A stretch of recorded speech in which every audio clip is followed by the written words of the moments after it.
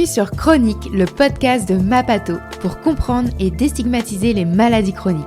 Dans cette série, nous donnons la parole à ceux qui vivent la maladie au quotidien, patients, aidants et soignants. Ensemble, nous explorerons des thèmes essentiels comme l'alimentation, la sexualité, le travail, la gestion du quotidien et la prise en charge médicale. Nos invités partageront avec vous leurs expériences, leurs conseils et leurs visions. Notre mission est simple: informer et déstigmatiser la vie avec une pathologie, tout en cultivant un esprit positif et collaboratif.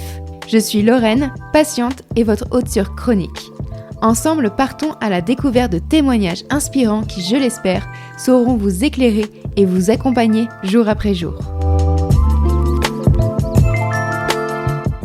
Cet épisode de Chronique est soutenu par Lily, un laboratoire engagé pour améliorer le quotidien des personnes vivant avec une maladie chronique.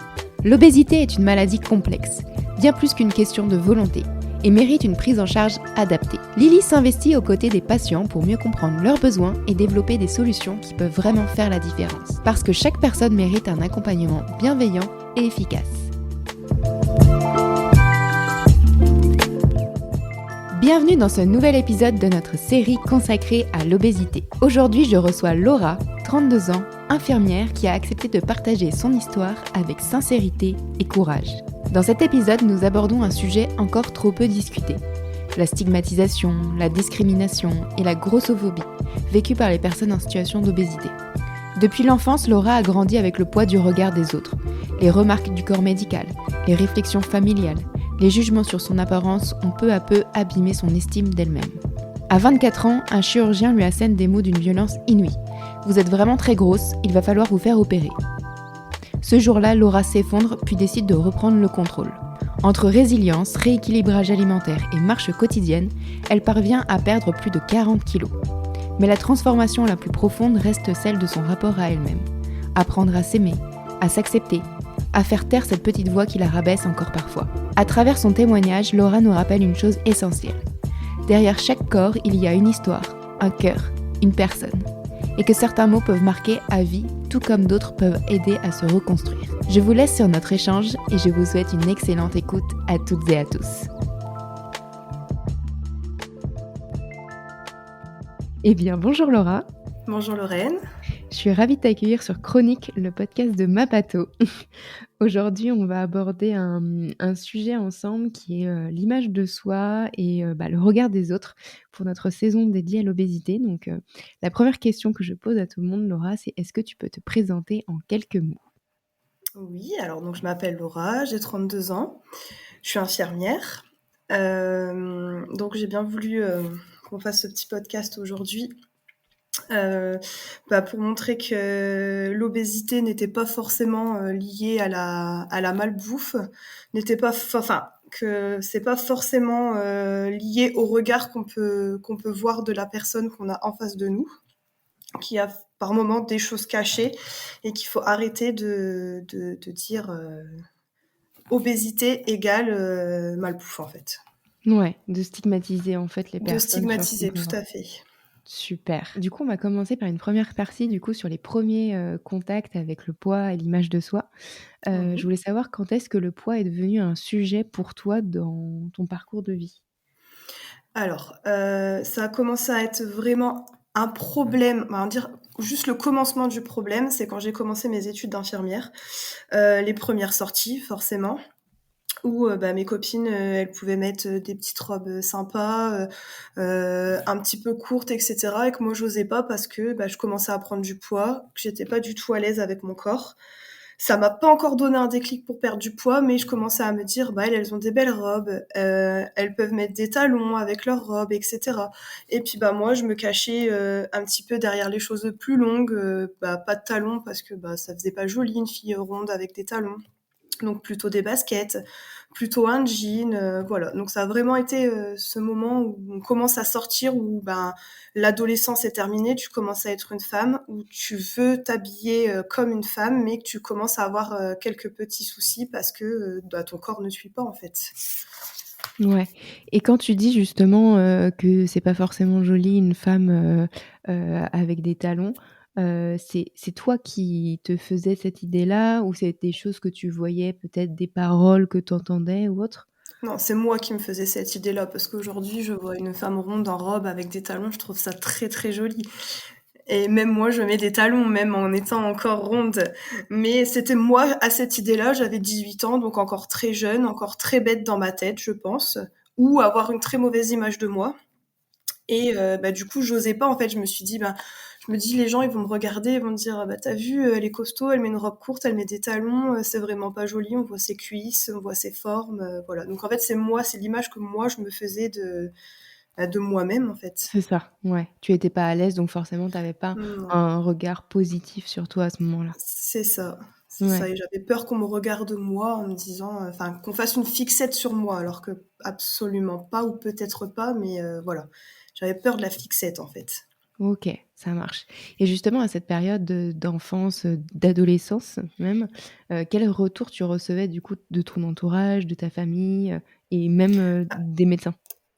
Alors, quand j'étais plus petite, donc 7-8 ans, j'avais un petit léger surpoids, mais rien de dramatique et je sais que quand j'allais chez le médecin, il disait toujours à mes parents: «Mais il va falloir faire attention, elle est en surpoids, il faut lui faire du sport, il faut faire attention à ce qu'elle mange» et cetera. Alors que j'ai toujours fait du sport depuis, la maternelle, depuis toute Ouais. petite, hein. Donc voilà, donc ces petites choses, mais qui a 7-8 ans, enfin, j'ai juste dit à mes parents: «Je veux plus voir ce médecin parce que j'en ai marre qu'ils me disent que je peux pas manger ce que je veux». Donc Mmh. telle réaction d'un enfant de cet âge-là. Et puis c'est tout parce que c'est enfin, vraiment, c'était pas quand je regarde les photos, c'était vraiment un léger petit surpoids. Et puis après, ça a commencé avec ma mère. Ma OK. mère qui me disait, «Mais tu t'es vue? Tu vu comment t'es grosse? T'as vu comment t'es moche? T'auras jamais de garçon dans ta vie, tu n'auras plus de copine», voilà. En fait, c'est les plus grosses remarques et le moment où j'ai été le plus touchée, c'est vraiment à cause de ma mère, qui m'a dénigrée complètement, en fait. Donc là, pareil, autour de 18 ans, quand là où j'ai vraiment commencé à prendre mon poids, vraiment, vraiment. OK, ouais, donc c'était vraiment, ouais, les remarques que tu pouvais avoir de ton entourage, et ce aussi ça s'explique dans ce que tu disais sur les talons et tout, les remarques que tu recevais engendraient forcément ce type de remarques de ton côté. Voilà, tout à fait, parce que, ben, pour elle, voilà, j'étais, sa fille, où on avait honte parce qu'elle était grosse. Voilà. Et c'est, dans cette période-là de l'adolescence, quand tu allais voir justement des professionnels de santé, pour n'importe quel type de sujet, mais est-ce que tu avais des enfin, est-ce que ça a été un sujet, le poids? Est-ce qu'ils t'en ont reparlé ou pas? Non, pas non, parce qu'adolescente, j'étais ni grosse ni mince, j'étais, «dans la norme» entre guillemets, ça ne se dit pas, mais voilà, entre guillemets, on va dire. Donc non, j'avais pas spécialement de remarques et en fait, c'est suite à plusieurs, altercations avec ma maman, on va dire et en fait, à force de prendre des remarques de sa part et ben, comme l'impression que c'est là où j'ai pris tout mon poids, en fait. J'ai pris 40 kilos sur 1 an, donc entre mes 18 et mes 19 ans et c'est vraiment à cette période où, bah, elle faisait toujours des réflexions sur ça. Donc en fait, je pense qu'inconsciemment, ça a dû engendrer, la prise de poids parce que j'ai rien changé. Je veux dire, je faisais encore du sport, je marchais beaucoup, enfin, j'ai pas changé mon alimentation. Si, tu sors un petit peu plus avec les copines, mais c'est pas ça qui te fait prendre 40 kilos sur 1 an de temps. Donc voilà, je pense que c'est surtout ces remarques qui ont fait que, bah, psychologiquement, ça n'a plus été et ça m'a fait prendre mon poids, en fait. Ouais, puis forcément, si on te fait beaucoup de remarques, sur ce sujet-là, enfin, forcément, ça a une incidence après toi, sur ta santé mentale et sur justement l'impact que ça a sur ton corps. Bah, moi, en fait, personnellement, je trouve qu'au lycée, les gens, ils venaient facilement vers moi. Mmh mh. À cette période où je me sentais bien dans ma tête et bien dans mon corps, je trouve que les gens venaient plus facilement vers moi. Donc est-ce que c'est moi qui me fais cette idée-là? Je ne sais pas, mais c'est mon ressenti en tout cas. Et quand j'ai commencé à prendre du poids, donc c'est-à-dire l'entrée à l'école d'infirmière, et ben là, je trouvais que les gens, ils venaient beaucoup moins vers moi, qu'ils avaient plus un regard malveillant, comme si, bah, on n'allait pas parler, à la grosse, de la promo, en fait. Ouais, tu as senti que vraiment, les remarques et le contraste, ils se voyaient, beaucoup plus. Oui, tout à fait. Enfin, du Mmh. moins mon ressenti, oui. Ouais, c'est ça. Dans ton parcours amoureux, comment le poids, il a influencé aussi la manière dont tu étais perçue et comment toi tu vivais les choses? Ah moi déjà, j'allais pas vers les garçons du tout parce que, Ouais. je me disais: «Les garçons préfèrent les filles minces, les filles qui ont un peu plus confiance en elles». Donc moi, n'ayant pas du tout confiance en moi et qui ne supportait pas mon corps, j'allais absolument pas aller vers un garçon. Ouais. Après j'ai eu des garçons, mais voilà, c'était, plutôt, j'étais plutôt la fille qu'on gardait cachée et pas celle, avec qui on va se mettre en couple, qu'on va présenter à ses copains, à sa famille et cetera.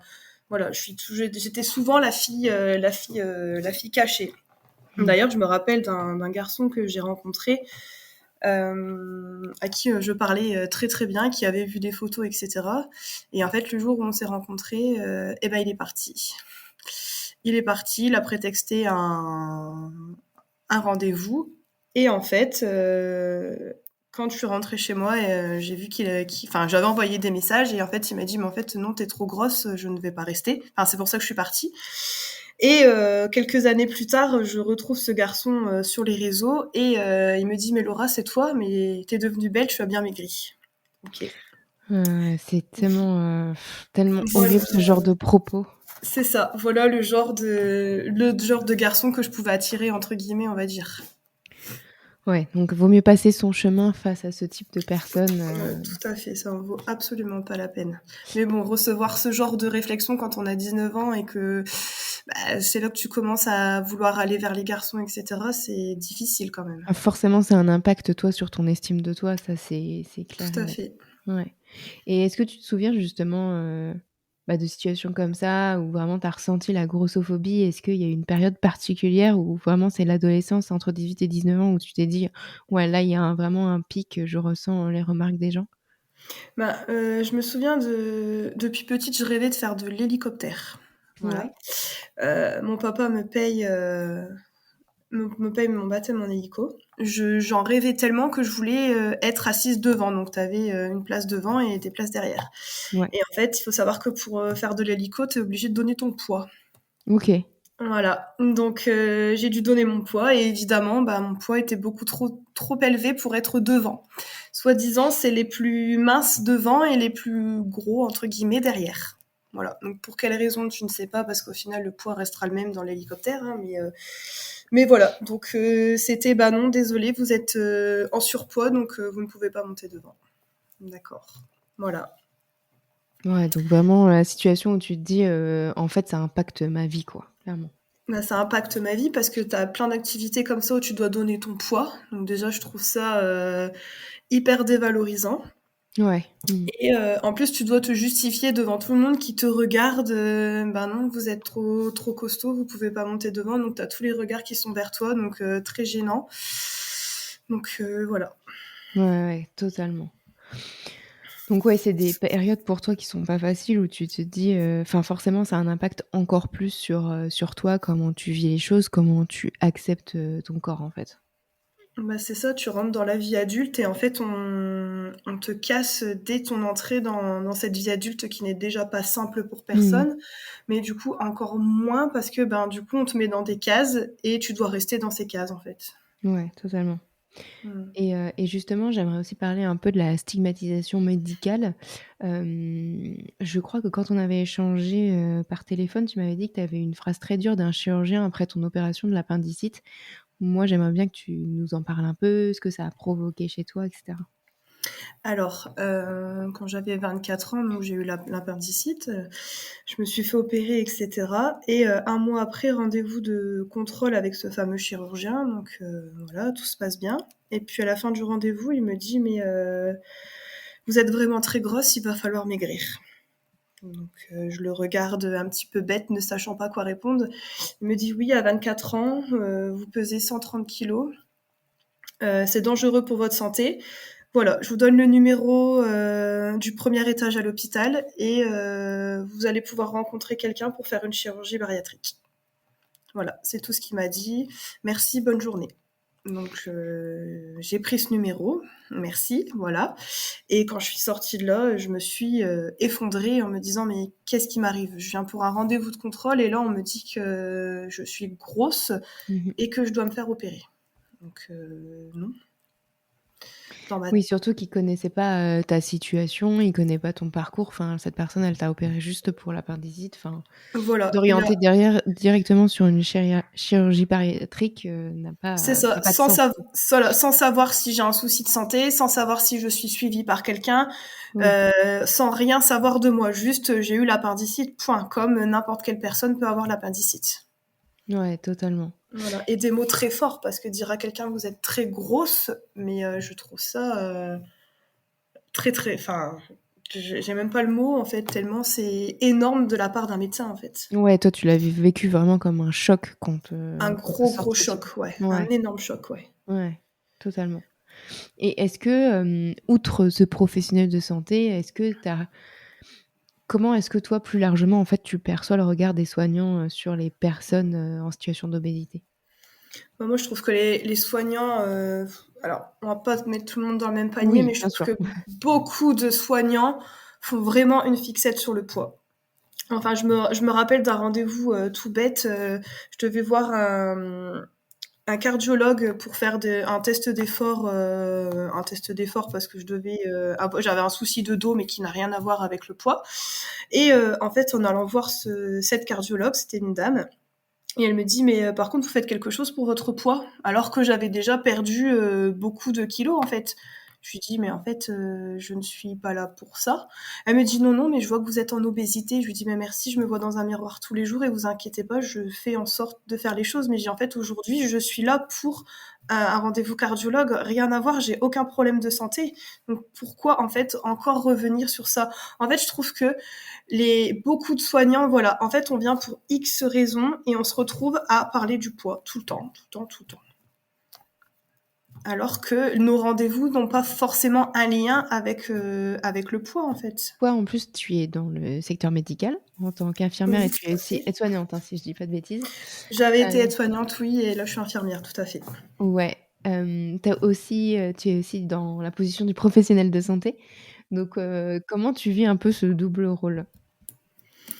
Bah, alors du coup, enfin, j'allais dire pas très bien, c'est pas vraiment le mot parce que du coup, j'accepte pas ce que les soignants, enfin, ce que certains soignants ont, comme regard envers le surpoids. Moi, je suis plutôt dans la bienveillance, en fait. Moi, je vais pas aller dire à quelqu'un, «Bah, tu vu, t'es en surpoids, il faudrait faire attention, faudrait ci, il faudrait faire ça». Non. En fait, je me dis: «Pourquoi aller parler à quelqu'un de son surpoids s'il le vit très bien, s'il a pas de problème de santé derrière, en fait?»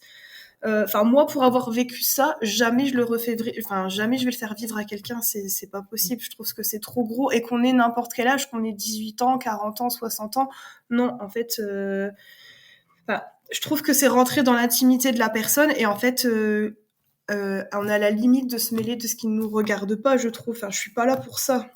Donc, Mmh. même si je reste professionnelle de santé, mon rôle là, ce n'est absolument pas de m'occuper du poids de la personne qui n'a rien demandé et qui n'a pas de problème de santé particulier, en fait. Donc ouais, c'est vraiment ces paroles-là de la part des professionnels de santé qui t'ont marqué, qui t'ont blessé et qui ont encore un impact sur toi?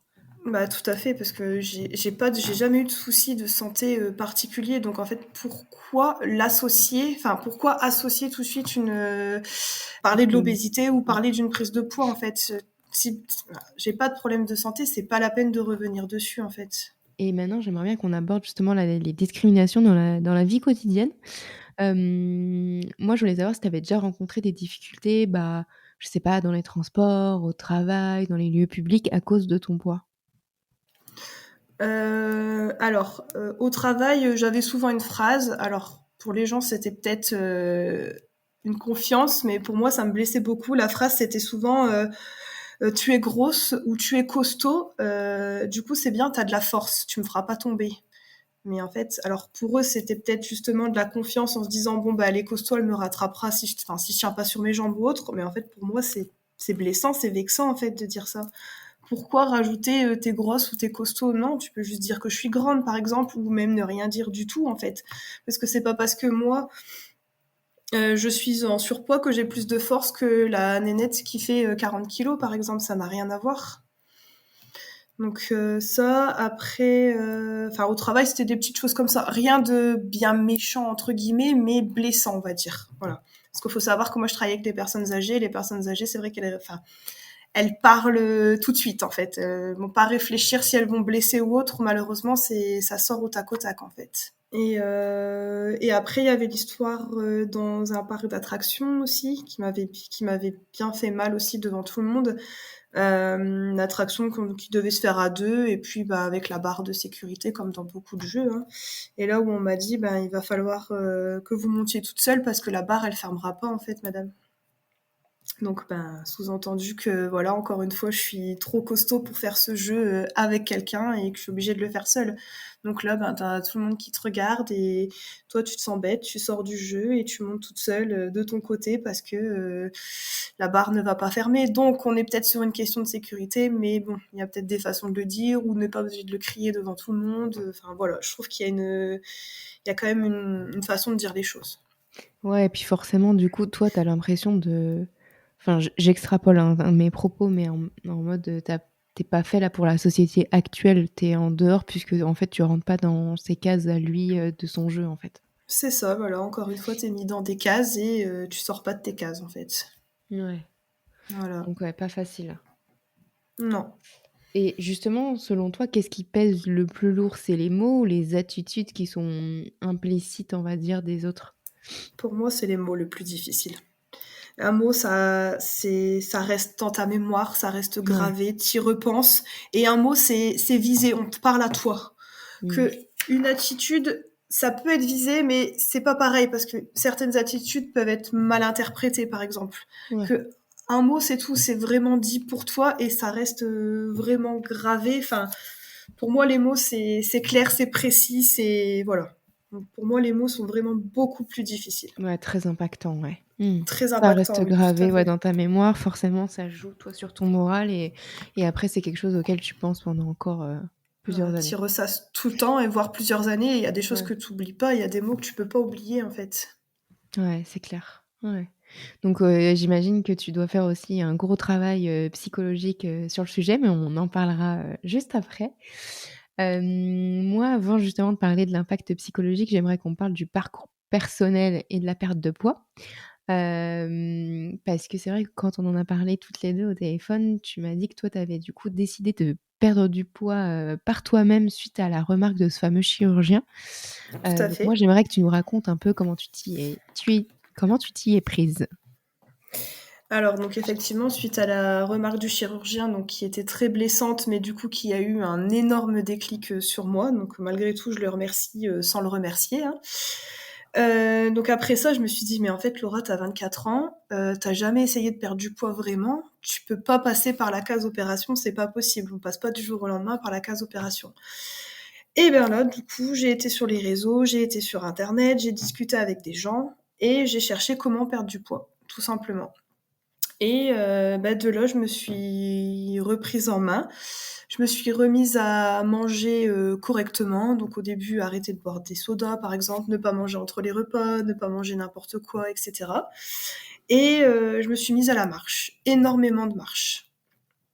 Et sur cette première année, j'ai perdu quasiment 30 kilos toute seule. Donc Ouais, je me c'est suis dit, énorme 30 kilogrammes. ouais, et je Enfin, me c'est suis dit surtout seul de se dire, enfin, la force, mentale et enfin, qu'il te faut pour mettre en place ce type de régime. Il faut aussi dire que, c'est très bien enfin, il faut être accompagné pour ce type de sujet parce que ça implique énormément de choses. Mais, toi, le fait que tu aies décidé aussi de le faire par toi-même, enfin, ça a nécessité beaucoup de travail de ton côté et c'est incroyable que tu aies réussi à perdre autant de poids en 1 an. ouais, je voulais pas retourner dans le cercle médical parce que je me suis dit: «J'ai déjà pris assez de réflexions dans la tête, il faut que j'essaye de m'en sortir toute seule, en fait», et je voulais leur prouver, alors même si je suis jamais retournée les voir, mais je voulais leur prouver que je pouvais y arriver sans eux et sans passer par la case, chirurgie. C'est pas parce que tu fais 130 kilos que tu n'arriveras pas à perdre ton poids toute seule, en fait. Oui, après, je pense que si tu avais pris, enfin, après, c'est que de l'hypothétique, on extrapole, mais En effet, la remarque qu'il avait pu te faire, si tu avais vu un autre professionnel de santé, hein, je sais pas, un gastro, un endocrino, cette personne, elle aurait pu te dire: «Non, non, on va pas direct à la chirurgie, il y a plein d'autres sujets à voir avant». Mais en fait, forcément, cette remarque, elle a tellement eu un impact sur toi que tu as décidé de le faire par toi-même et c'est là où on voit que, la grossophobie qu'on peut voir, chez les professionnels de santé, bah, ça engendre des personnes qui vont sortir du parcours de soins et qui ne vont pas être pris en charge comme ils auraient pu l'avoir parce que justement ils ont été trop blessés, par les remarques. C'est ça, si moi il m'avait dit: «Écoutez, je vous donne le numéro d'une diététicienne, d'une nutritionniste ou autre», je pense que j'aurais été vers ce professionnel. Mais là, en fait, Mmh. c'est tout de suite, il faut passer par la case chirurgie. Mais non, déjà personne ne passe par la case chirurgie du Oui, jour au totalement. lendemain et Mmh. tu ne dis pas ça comme ça à une personne qui n'était même pas là pour ça à la base, en fait. Si Mmh. encore j'avais un rendez-vous, lambda, pour une perte de poids, je ne sais pas, que tu m'en parles, mais là, c'est direct, je vous donne le numéro du chirurgien et vous l'appelez de ma part et on passe par la case chirurgie. Mais non, en fait, non. Totalement et du coup, toi, donc la première année, tu as perdu 30 kilogrammes. Est-ce que tu as poursuivi du coup ce régime, ce rééquilibrage alimentaire, ce changement un Oui, peu de vie? oui, après avoir perdu 30 kilos, je me suis mise au sport et en tout et pour tout, j'ai perdu 42 kilos. En tout, OK. sur 2 ans de temps. Et après j'ai réussi à me stabiliser, quelque temps. Bon, j'ai repris un petit peu de poids, mais je ne suis plus en obésité morbide, comme il y a, quelques années maintenant. Ouais, bah, déjà bravo pour tout ça parce que c'est incroyable de l'avoir fait, seule. Justement, là, tout à l'heure, tu me disais que si on t'avait conseillé un diététicien, une diététicienne nutritionniste, tu serais allée le voir. Est-ce que tu as pas eu envie justement d'aller voir, ce type de professionnel? J'ai eu envie, parce qu'il y avait des moments où c'était très difficile. Faut s'avouer qu'au début quand tu manges, pas manger mal, mais on fait pas forcément attention à ce qu'on mange. Enfin, je veux dire, tout le monde grignote quelque chose par-ci par-là, boire un petit soda ou autre et en fait, moi, j'ai voulu tout m'arrêter du jour au lendemain et du coup, bah, ça a été difficile, psychologiquement. Mmh mh. Donc j'ai eu envie d'aller voir, un diététicien, un nutritionniste, peu importe, mais j'avais tellement été blessée que en fait, je voulais vraiment même me prouver par moi-même que je pouvais y arriver seule. Donc même si c'était compliqué, dans ma tête, Ouais. c'était: «Tu vas y arriver seule et tu le feras seule», en fait. Mmh. Donc j'ai peut-être pas forcément pris les bons chemins, je ne sais pas, mais en tout cas, je suis arrivée au but que je voulais y arriver, mais sans que ce soit facile. En fait, je pense que dès le départ, si j'avais été orientée comme il le fallait, je pense que j'aurais pas suivi du tout le même chemin que ce que j'ai fait là aujourd'hui. Ouais et si c'était justement à refaire, est-ce que justement tu te ferais accompagner, par des pros de santé? Alors je vais dire oui et non parce que encore une Mmh fois, mh. faut pas mettre tout le monde dans le même panier. Mais Oui, en tout à fait, fait. certains professionnels, sont beaucoup trop restrictifs, et en fait, j'aurais peur qu'on me prive comme moi je me suis privée moi-même et recommencer dans ce cercle vicieux, en fait. C'est là, en fait, où c'est très important de se dire, en fait, si je vois un professionnel de santé où je suis pas à l'aise avec la démarche, la prise en charge, je me sens pas à l'aise avec la personne, il faut pas hésiter à aller en voir un autre professionnel de santé. Parce que c'est Tout à important fait. justement d'être bien pris en charge, de se sentir à l'aise avec son pro de santé. Donc Oui si on et il se faut sent une pas relation bien, changer. de confiance aussi. Exactement et ça a un impact sur tout, Mmh. sur, le fait de bien prendre son traitement, sur le fait, d'être bien orienté donc il faut ne pas hésiter à changer si on n'est pas à l'aise. Tout à fait. La confiance, c'est primordial. Pour qu'un professionnel de santé te prenne en charge dans ta globalité, il faut quand même que tu lui parles de ton parcours, que tu te confies un minimum et du coup, si tu as pas confiance ou même si tu as confiance, mais que tu sens qu'il y a pas de feeling, faut vraiment pas hésiter à changer ou à aller voir complètement un autre professionnel ou non d'ailleurs, parce que moi, je me suis rendu compte qu'en fait, en parlant avec des gens qui ont fait, la même chose que moi, qui ne sont absolument pas professionnels de santé, bah, tu en apprends plus en fait. En fait, ils ont vécu ce que toi tu as vécu, bah, ils arrivent à t'orienter, ils arrivent à t'écouter sans te juger et ça fait toute la différence. Ouais, je vois bien ce que tu veux dire, ouais. Bah, c'est important, hein, quand on traverse, quand on a une maladie chronique, on traverse, bah, des moments, de plus bas, on va dire, d'avoir des personnes qui vivent la même chose que nous pour se dire: «Ah bah, je peux vraiment échanger en toute honnêteté avec elle parce que je sais qu'elle vit, qu'elle a vécu ou qu'elle vit la même chose que moi» et on se sent forcément plus proche, de ces personnes. C'est ça et tu auras pas peur d'être jugé non plus. Totalement. Mais du coup, c'est important de se dire: «Si je me sens jugée par un professionnel de santé, je change pour aller vers, quelqu'un d'autre» et c'est pas grave si on change 3 fois, 4 fois, 5 fois Mmh. parce qu'il faut, être avec, la bonne personne. C'est ça et se Hem, sentir bien, tout à fait. Totalement. Comment toi, le regard des autres, il a changé suite à ta perte de poids? Alors, au début, déjà, il faut savoir que personne ne croyait en moi. Quand je disais à mes copines: «Ben, je vais perdre du poids par moi-même», on me disait: «Mais tu y arriveras pas toute seule, on perd pas des kilos comme ça, tu fais quand même 130 kilos». Donc en fait, personne ne croyait en moi au départ et comme personne ne croyait en moi, ça m'a motivée encore plus en me disant, «Bah, je vais y arriver et je vais leur prouver que je peux le faire». Mmh. Et une fois qu'ils ont vu que je commençais à perdre 5, 10, 15, 20, «Mais en fait, Laura, tu y arrives». Bah oui, Mmh. Laura, elle y arrive, en fait. Peut-être pas par les bonnes méthodes, mais Laura, elle y arrive, en fait. Et je me commence à me sentir beaucoup mieux dans ma tête et dans ma peau. Ouais. Donc là, le regard, il a commencé à changer en se disant: «Bah, en fait, peut-être qu'elle peut m'aider, peut-être qu'elle peut nous raconter, son parcours et cetera». Alors qu'au début, c'était tout le monde s'en fout et puis, voilà, on la laisse dans son coin et elle se débrouillera toute seule. Ouais et je crois que tu m'avais dit, au téléphone qu'il y a des personnes qui disaient que tu mentais aussi sur ta perte de poids. Ouais, tout à fait. Au tout début, quand j'exposais un peu, sur les réseaux, on me disait: «Mais en fait, c'est pas vrai, sur tes photos, tu faisais pas 130 kilos. Là, à ce jour, tu ne fais pas, 85 kilos. Là, tu fais pas 90 kilos». En fait, les gens se fient à une apparence, mais en fait, l'apparence ne reflète pas tes kilos. Personne ne sait combien je pèse. Mmh. Une morphologie n'est pas une autre. Totalement. Et bah, en fait, je devais me justifier, tout le temps me justifier. Ben si, alors, limite, je montais sur la balance et je faisais une photo. Ben, tu vois, je fais bien ce poids-là, je fais bien ci, j'ai bien fait ça, j'ai bien perdu du temps. En fait, tout le temps, je devais me justifier, tout le temps, tout le temps, tout le temps, tout le temps. Et en fait, c'était pesant. Je me dis: «Mais punaise, moi, je me la donne», c'est le cas de le dire. C'est pas Mmh. facile tous les jours. Parfois, je pleure parce que c'est compliqué et on est là à me dire que je mens. Mais en fait, je me dis: «Mais en fait, dans quel monde on est, quoi?» Ouais. Faut tout le temps se justifier et surtout auprès de gens que tu ne connais pas.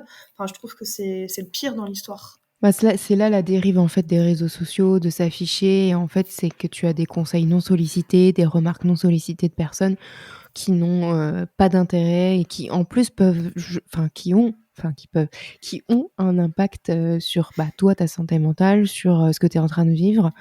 Donc, faire vraiment la part des choses et de faire attention aussi aux remarques et à prendre, que ce qui est nécessaire. C'est ça, alors qu'à la base, les réseaux, c'était, bah, pour parler de mon parcours, pour discuter avec d'autres personnes et cetera. Enfin, donner des conseils, ou non d'ailleurs, mais et moi en recevoir, à mon tour et en fait non, c'était tout le temps se justifier, se justifier, se justifier, Mmh. tout le temps. Et est-ce que tu dirais que ton rapport à ton corps a changé aujourd'hui? Oui. Mmh. Oui, oui, mon rapport à mon corps a changé. Même si je me vois encore, comme il y a quelques années, je me vois encore en obésité, hein. Si je dois commander des fringues, je vais encore prendre, 1 ou 2 tailles au-dessus en me disant: «Bah, de toute façon, je suis encore en surpoids, donc je dois mettre cette taille-là», alors que je sais pertinemment que c'est Mmh. que c'est trop grand, hein. Je suis consciente de tout ce que j'ai, affligé à mon corps, le pauvre.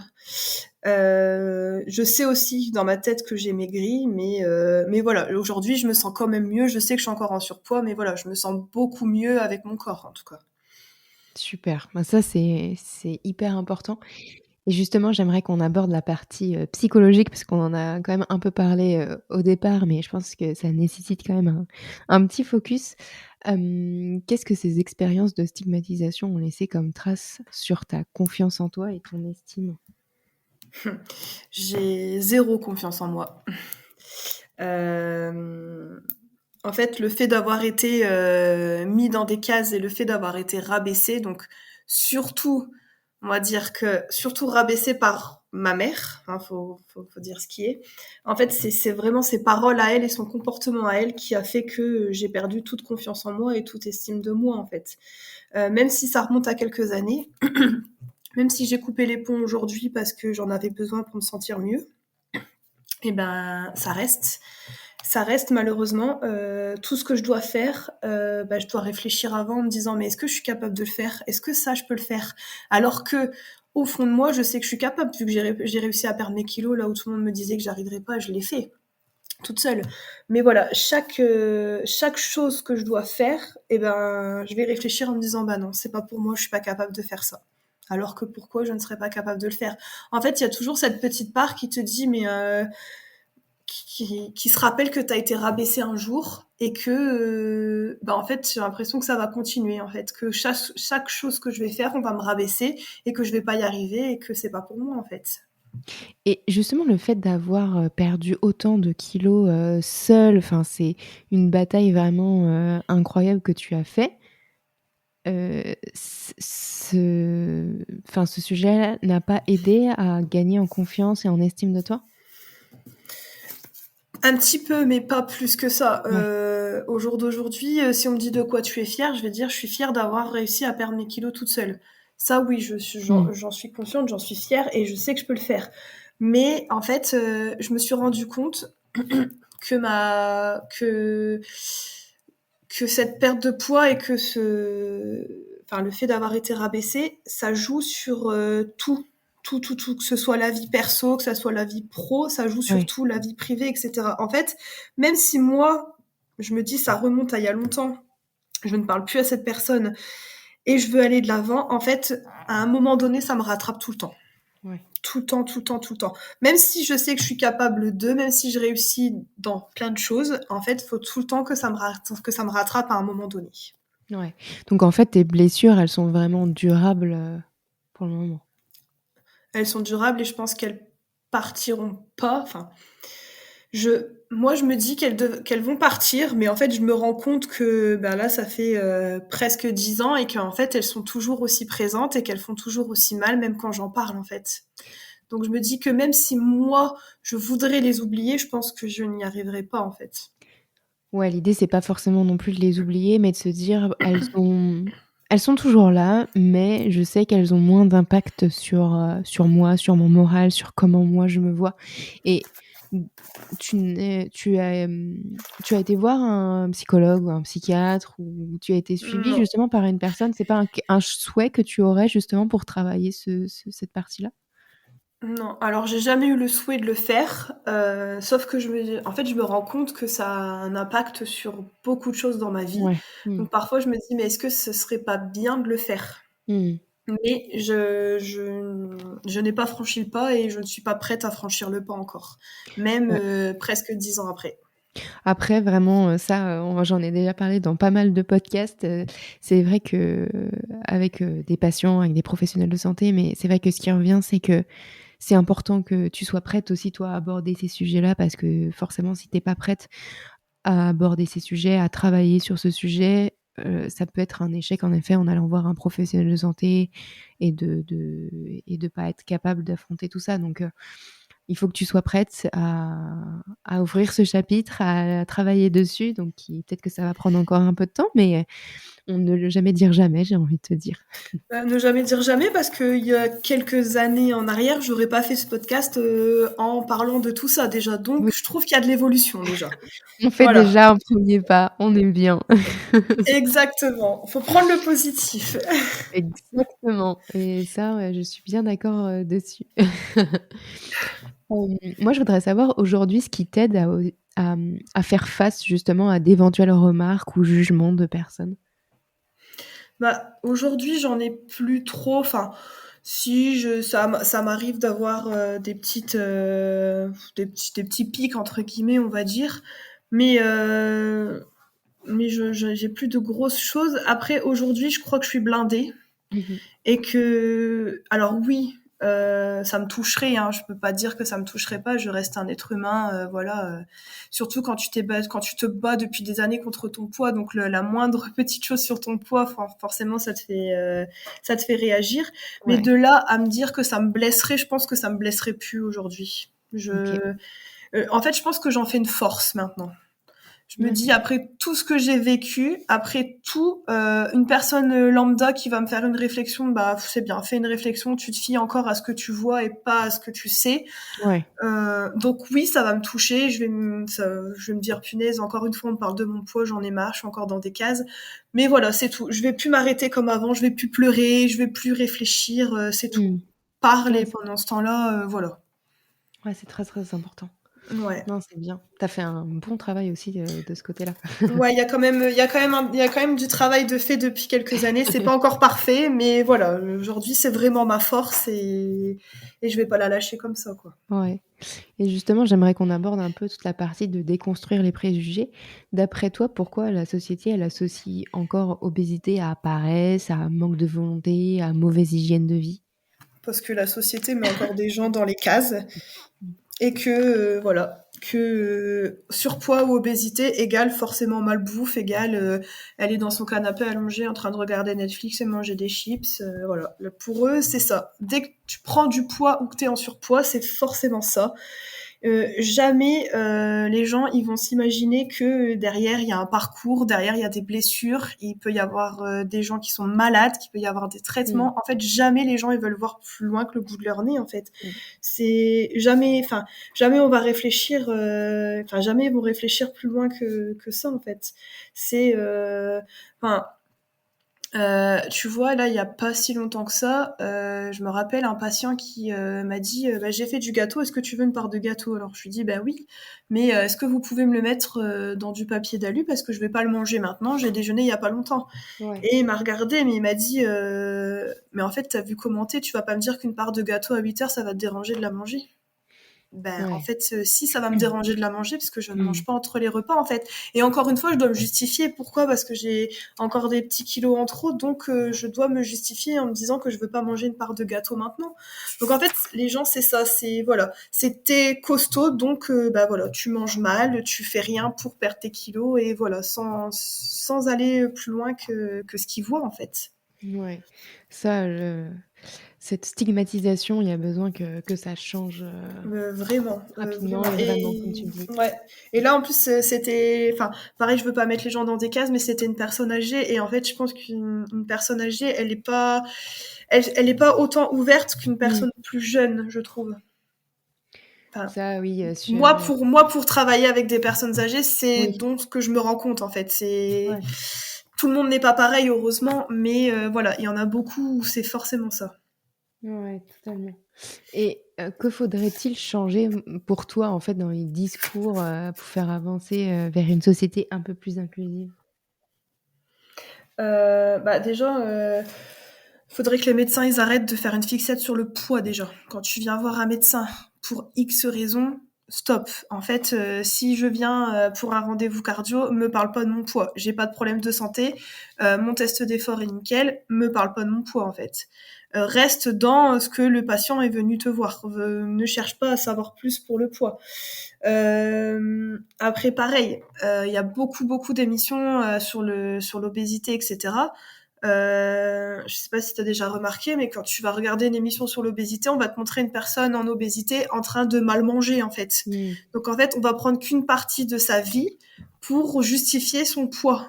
Mais en fait, quelqu'un qui mange énormément, il y a peut-être quelque chose derrière, un chagrin, il y a peut-être un mal-être, il y a peut-être une blessure. Je sais pas. Ouais. Il faut aller voir plus loin que ça.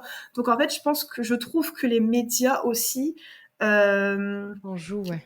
en jouent beaucoup. En fait, dès qu'on va parler de poids, direct, ça va être associé à la malbouffe. Ça va être, bah, comme je disais tout à l'heure, la nana allongée dans son canapé en train de manger des chips devant Netflix, en fait. Mais Mmh. nous, en fait, ça, c'est peut-être qu'une partie de sa vie. En fait, tu sais pas ce qu'il y a derrière. Et en fait, on va montrer que ça. Et donc, du coup, je trouve que bah, forcément, les médias n'aident pas non plus pour que les gens soient un peu plus ouverts d'esprit et qu'ils réfléchissent un peu plus, en fait. Ouais.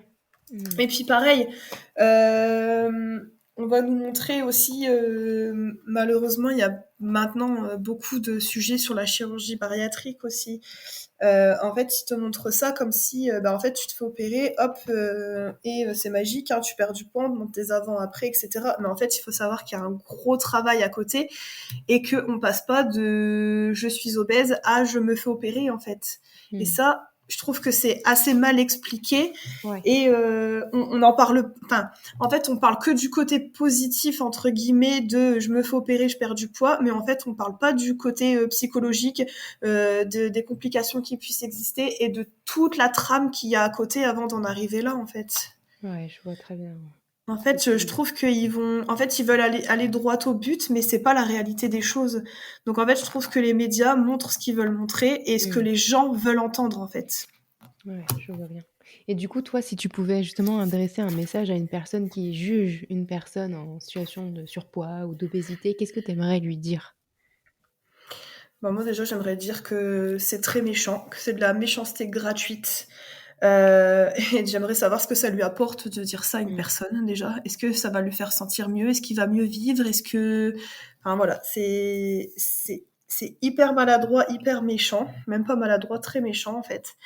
Et moi, je me rappelle d'une situation.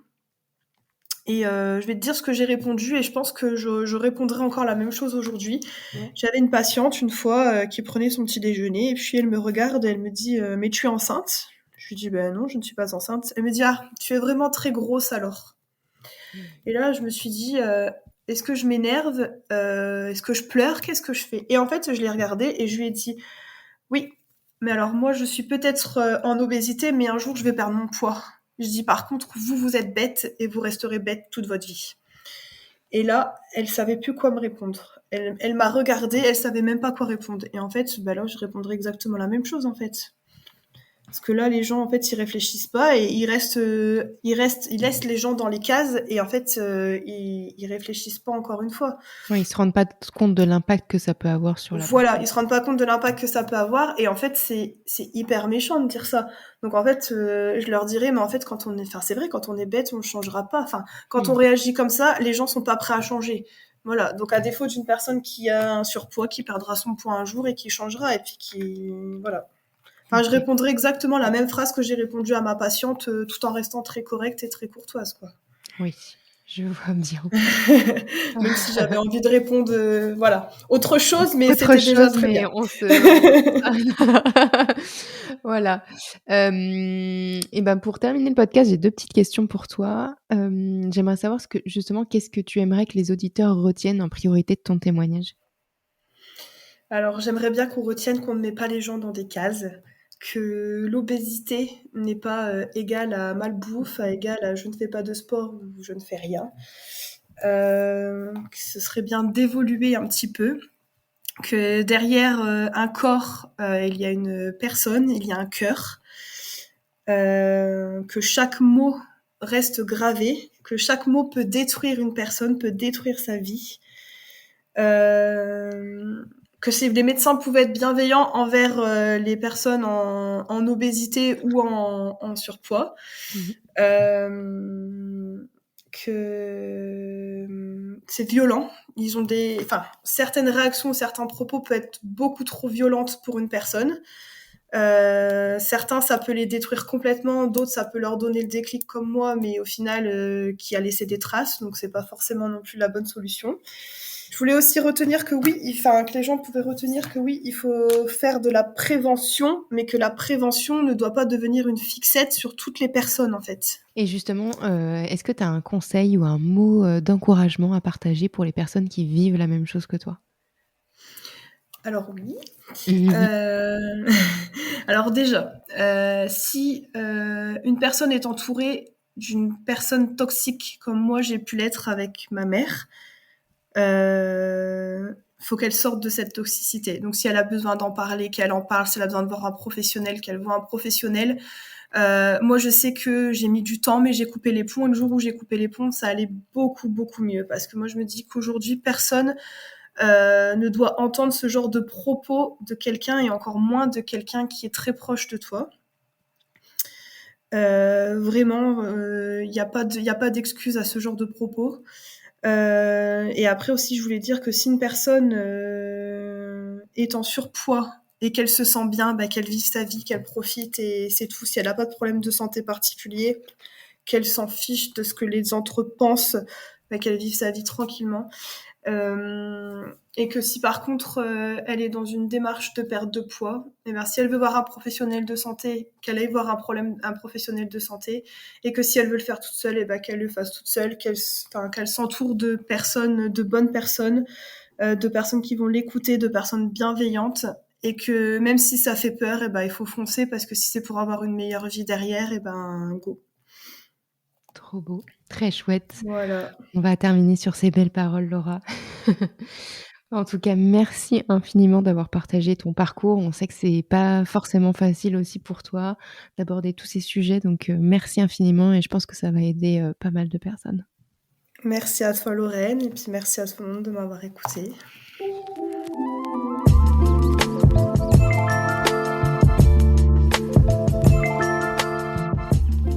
Merci beaucoup à vous d'avoir écouté cet épisode. Vous ne faites pas encore partie de la communauté Mapato ? Rien de plus simple pour la rejoindre. Rendez-vous sur mapato.com, mapatho.com, ou bien téléchargez notre application gratuitement sur Apple Store et Play Store. C'est pratique, rapide, gratuit, alors foncez. Pour soutenir le podcast Chronique, laissez 5 étoiles sur Apple Podcast et un joli commentaire sur votre plateforme de podcast préférée. Un grand merci à vous et à la semaine prochaine pour un nouvel épisode.